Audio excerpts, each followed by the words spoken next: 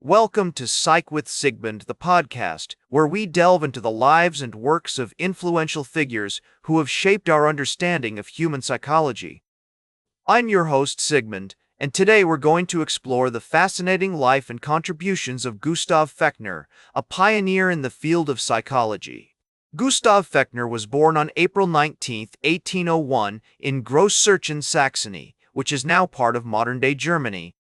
His early life was marked by a curiosity and love for learning that would stay with him throughout his career.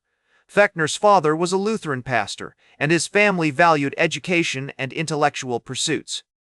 As a young man, Fechner studied medicine at the University of Leipzig, but he soon became disillusioned with the field and turned his attention to physics and philosophy. It was during this time that Fechner developed an interest in the relationship between the physical and mental worlds. He began to explore the concept of psychophysics, which is the study of the relationship between physical stimuli and their perceived effects on the mind.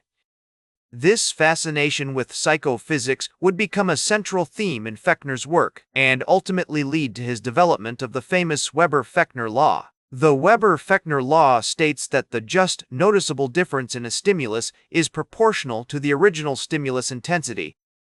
In simpler terms, this means that as the intensity of a stimulus increases, the amount of change required to notice a difference also increases. For example, if you're holding a weight and someone adds a small amount of weight to it, you might not notice the difference.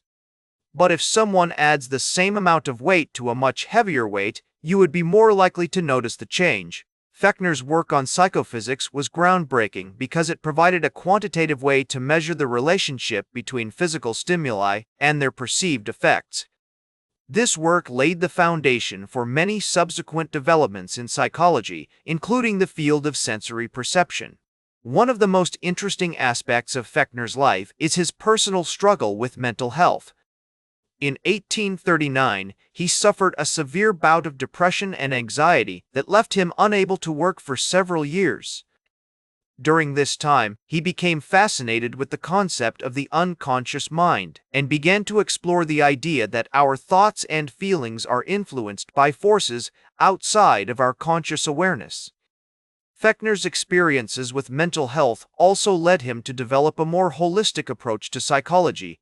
He believed that the mind and body are intimately connected and that physical sensations can have a profound impact on our mental state.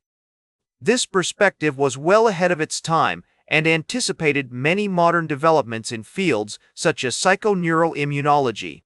In addition to his work on psychophysics, Fechner made significant contributions to the field of aesthetics. He believed that beauty and pleasure are closely related to the way we perceive the world around us. According to Fechner, our experience of beauty is not just a matter of personal taste, but is also influenced by universal principles of perception. Fechner's legacy extends far beyond his specific contributions to psychology. He played a key role in establishing psychology as a separate scientific discipline, distinct from philosophy and physiology. His work also paved the way for many subsequent developments in fields such as cognitive psychology, social psychology, and neuroscience. So, how does Fechner's work impact our everyday lives? For one, his theories on perception and sensation can help us better understand how we interact with the world around us. By recognizing the complex relationships between our senses and our environment, we can develop more effective strategies for communication, learning, and personal growth. Additionally, Fechner's emphasis on the importance of subjective experience can remind us to approach psychological inquiry with empathy and compassion, rather than solely relying on objective measurement. Despite facing numerous challenges and setbacks, Fechner remained committed to his pursuit of knowledge and his passion for understanding the human experience. His legacy serves as a reminder that psychology is not just a science, but also an art, one that requires us to balance empirical rigor with compassionate insight. If you enjoyed learning about Gustav Fechner, make sure to like, share, and subscribe.